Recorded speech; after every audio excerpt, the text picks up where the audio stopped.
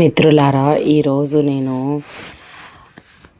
మోషే ప్రవక్త ద్వారా ఇశ్రాయేలీయులకు దేవుడు ఐగుప్తు దేశం నుండి కనానుకి నడిపించే సమయంలో పలికిన మాటలను గురించి ధ్యానిస్తాము.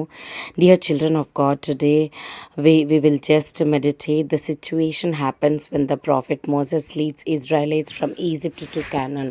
ద్వితీయోపదేశ కాండం 31వ అధ్యాయము 8వ వచనం.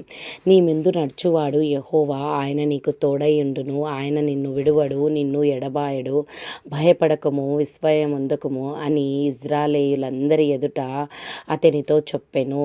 Deuteronomy 31 chapter 8th verse. And the Lord he is that doeth go before thee, he will be with thee, he will not fail thee, neither forsake thee, fear not, neither be dismayed. ఈ వాక్యము దేవుడు మన జీవితంలో నెరవేర్చబడును గాక. Content నచ్చిన ఎడలా like చేయండి, subscribe చేయండి. మీరు లైక్ చేయడం వల్ల యూట్యూబ్ ఈ కంటెంట్ని ఎంతో మందికి షేర్ చేస్తుంది. ఈ ఈ వాగ్దానము మన జీవితంలో నెరవేర్చి దేవుడు నిత్యము మనకు తోడై ఉండి నడిపించును గాక. ఆమేన్.